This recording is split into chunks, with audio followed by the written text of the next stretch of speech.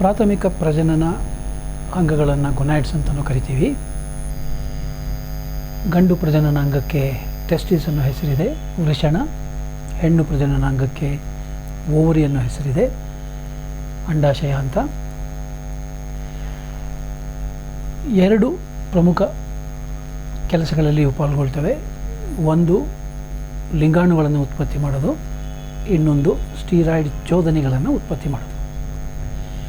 ಲಿಂಗಾಣುಗಳನ್ನು ಉತ್ಪತ್ತಿ ಮಾಡುವ ಪ್ರಕ್ರಿಯೆಗೆ ಗ್ಯಾಮಿಟೋಜೆನಿಸಿಸ್ ಅಂತ ಕರಿತೀವಿ. ಲಿಂಗಾಣು ಜನನ ಪ್ರಕ್ರಿಯೆ ಗ್ಯಾಮಿಟೋಜೆನಿಸಿಸ್. ವೃಷಣದಲ್ಲಾಗಲಿ ಅಂಡಾಶಯದಲ್ಲಾಗಲಿ ಇರುವಂಥ ವಿಶಿಷ್ಟ ಜೀವಕೋಶಗಳಿಗೆ ಜರ್ಮ್ ಸೆಲ್ಸ್ ಅಂತ ಕರಿತೀವಿ, ಅಥವಾ ಗ್ಯಾಮೀಟ್ ಮದರ್ ಸೆಲ್ಸ್, ಲಿಂಗಾಣು ಜನಕ ಜೀವಕೋಶಗಳು ಅಂತ ಕರಿತೀವಿ. ಈ ಲಿಂಗಾಣು ಜನನ ಪ್ರಕ್ರಿಯೆ 3 ಹಂತಗಳಲ್ಲಿ ನಡೆಯುತ್ತೆ. ಮೊದಲನೇ ಹಂತವನ್ನು ಫೇಸ್ ಆಫ್ ಮಲ್ಟಿಪ್ಲಿಕೇಶನ್, ಜೀವಕೋಶ ಸಂಖ್ಯೆಯಲ್ಲಿ ಹೆಚ್ಚಳವಾಗುವಂಥ ಹಂತ ಇದು. ಮೈಟಾಟಿಕ್ ವಿಭಜನೆಯ ಮೂಲಕ ಜೀವಕೋಶಗಳ ಸಂಖ್ಯೆ, ಲಿಂಗಾಣುಜನಕ ಜೀವಕೋಶಗಳ ಸಂಖ್ಯೆ ಜಾಸ್ತಿ ಆಗುತ್ತೆ. ಎರಡನೇದು ಬೆಳವಣಿಗೆಯ ಹಂತ, ಫೇಸ್ ಆಫ್ ಗ್ರೋತ್. ಇಲ್ಲಿ ಮತ್ತೆ ವಿಭಜನೆ ಆಗೋದಿಲ್ಲ, ಆದರೆ ಪ್ರತಿಯೊಂದು ಜೀವಕೋಶ ತನ್ನ ಗಾತ್ರದಲ್ಲಿ ವೃದ್ಧಿಯಾಗುತ್ತೆ. ವಿಶೇಷವಾಗಿ ಈ ವೃದ್ಧಿಗೆ ಕಾರಣ ಆ ಜೀವಕೋಶದಲ್ಲಿ ನಡೆಯುವಂಥ ಚಟುವಟಿಕೆಗಳು. ಅಲ್ಲಿ ಕೆಲವು ರಾಸಾಯನಿಕ ವಸ್ತುಗಳ, ಕಿಣ್ವಗಳ ಸಂಶ್ಲೇಷಣೆಯಾಗುತ್ತೆ, ಮತ್ತು ಪೋಷಕಾಂಶಗಳ ಸಂಶ್ಲೇಷಣೆಯಾಗುತ್ತೆ. ಅವುಗಳಿಂದ ಗಾತ್ರದಲ್ಲಿ ಸ್ವಲ್ಪ ಹೆಚ್ಚಳ ಕಂಡುಬರುತ್ತೆ. ಮೂರನೇ ಹಂತವನ್ನು ಫೇಸ್ ಆಫ್ ಮ್ಯಾಚುರೇಷನ್ ಅಂತ ಕರಿತೀವಿ. ಅಂದರೆ ಈ ಜೀವಕೋಶಗಳು ಲಿಂಗಾಣುಗಳಾಗಿ ಮಾರ್ಪಡುವಂತಹ ಪ್ರಕ್ರಿಯೆ, ಟ್ರಾನ್ಸ್ಫಾರ್ಮೇಷನ್ ಇಂಟು ಗ್ಯಾಮೀಟ್ಸ್. ಇದರಲ್ಲಿ 2 ಪ್ರಮುಖ ಘಟನೆಗಳಿವೆ. ಒಂದು reduction in the chromosome number, ವರ್ಣತಂತುಗಳ ಸಂಖ್ಯೆ ದ್ವಿಗುಣಿತದಿಂದ ಏಕಗುಣಿತಕ್ಕೆ ಬರಬೇಕು. ಇದು ಮಿಯಾಸಿಸ್ ವಿಭಜನೆಯಿಂದ ಉಂಟಾಗುತ್ತೆ. ಎರಡನೇದು, ಆ ಜೀವಕೋಶಗಳಲ್ಲಿ ಕೆಲವು ರಚನಾತ್ಮಕ ಮತ್ತು ಕಾರ್ಯಾತ್ಮಕವಾದಂಥ ಬದಲಾವಣೆಗಳು ಉಂಟಾಗಬೇಕು, structural and functional changes. So ಈ 3 ಹಂತಗಳನ್ನು ಮುಗಿಸಿದ ಮೇಲೆ ಅಲ್ಲಿ germ cells would have transformed into gametes. ಲಿಂಗಾಣುಜನಕ ಜೀವಕೋಶಗಳು ಲಿಂಗಾಣುಗಳಾಗಿ ಪರಿವರ್ತನೆ ಹೊಂದಿರ್ತವೆ. ಈ ಅಂಶವನ್ನು ಮನಸ್ಸಿನಲ್ಲಿಟ್ಟುಕೊಂಡು ವೃಷಣದಲ್ಲಿ ಪುರುಷಾಣುಗಳ ಉತ್ಪಾದನೆ ಹೇಗಾಗುತ್ತೆ ಅನ್ನೋ ಪ್ರಕ್ರಿಯೆ ಬಗ್ಗೆ ತಿಳ್ಕೊಳ್ಳೋಣ. ಈ ಒಂದು ಪ್ರಕ್ರಿಯೆಗೆ ಸ್ಪರ್ಮ್ಯಾಟೋಜೆನಿಸಿಸ್ ಅನ್ನೋ ಹೆಸರಿದೆ. ಸ್ಪರ್ಮ್ಯಾಟೋಜೆನಿಸಿಸ್ ಅಂದ್ರೇನು? ಸ್ಪರ್ಮ್ಯಾಟೋಜೆನಿಸಿಸ್ ಪುರುಷಾಣು ಜನನ ಪ್ರಕ್ರಿಯೆ. It is the process by which diploid germ cells in the testis give rise to haploid male gametes called spermatozoa. ವೃಷಣದಲ್ಲಿರುವ ದ್ವಿಗುಣಿತ ಲಿಂಗಾಣುಜನಕ ಜೀವಕೋಶಗಳು ಏಕಗುಣಿತ ಪುರುಷಾಣುಗಳಾಗಿ ಬದಲಾವಣೆಗೊಳ್ಳುವ ಪ್ರಕ್ರಿಯೆ. ನಾವು ಒಂದು ಜೀವಕೋಶವನ್ನು ಉದಾಹರಣೆಯಾಗಿ ತಗೊಳ್ಳೋಣ.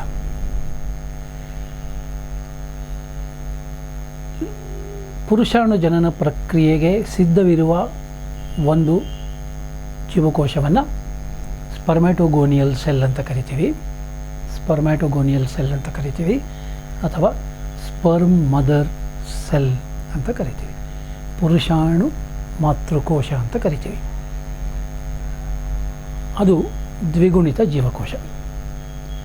ಪ್ರಾರಂಭದಲ್ಲಿ ಅದು ಮೈಟೋಸಿಸ್ ವಿಭಜನೆಯನ್ನು ಹೊಂದುತ್ತೆ.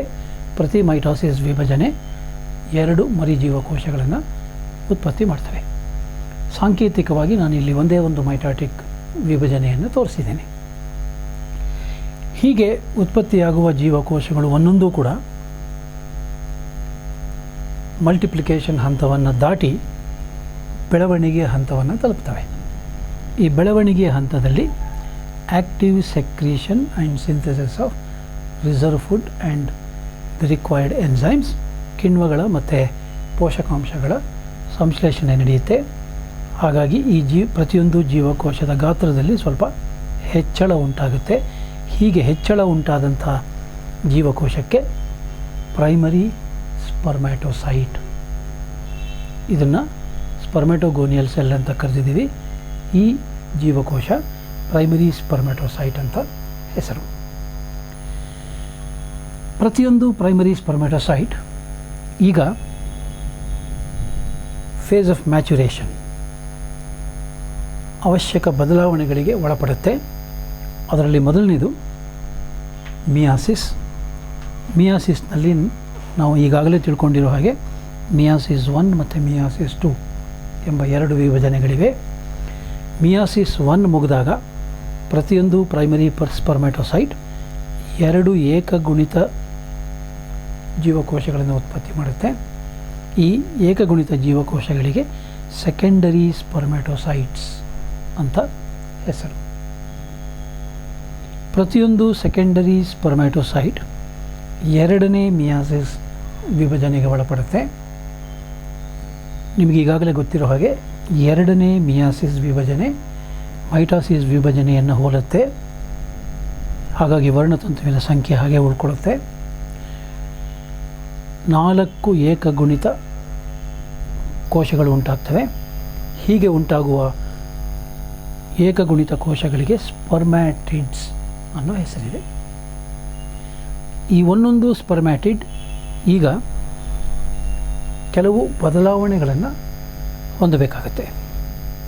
ಈ ಬದಲಾವಣೆಗಳು 2 ಮಾರ್ಗದಲ್ಲಿರುತ್ತೆ. ಒಂದು, ಅವುಗಳ ರಚನೆಯಲ್ಲಿ ಉಂಟಾಗುವಂಥ ಬದಲಾವಣೆ.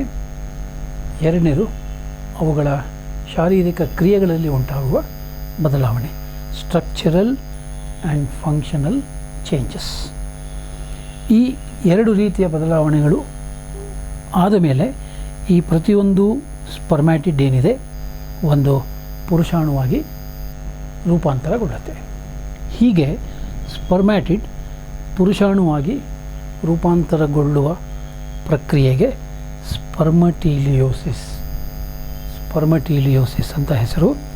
ಮಿಯಾಸಿಸ್ 1, ಮಿಯಾಸಿಸ್ 2 ಮತ್ತು ಸ್ಪರ್ಮಟೀಲಿಯೋಸಿಸ್, ಈ 3 ಘಟನೆಗಳನ್ನು ಸೇರಿಸಿ ಫೇಸ್ ಆಫ್ ಮ್ಯಾಚುರೇಷನ್ ಅಂತ ಕರೆಯಲಾಗುತ್ತೆ. ಸೊ ಈ 3 ಹಂತಗಳನ್ನು ದಾಟಿದ ಮೇಲೆ ಮಲ್ಟಿಪ್ಲಿಕೇಶನ್, ಗ್ರೋತ್, ಮ್ಯಾಚುರೇಷನ್, ಪುರುಷಾಣುಗಳ ಉತ್ಪತ್ತಿಯಾಗುತ್ತೆ. ಪ್ರತಿಯೊಂದು ಪ್ರೈಮರಿ ಸ್ಪರ್ಮ್ಯಾಟೋಸೈಟ್ನಿಂದ 4 ಪುರುಷಾಣುಗಳು ಉಂಟಾಗ್ತವೆ.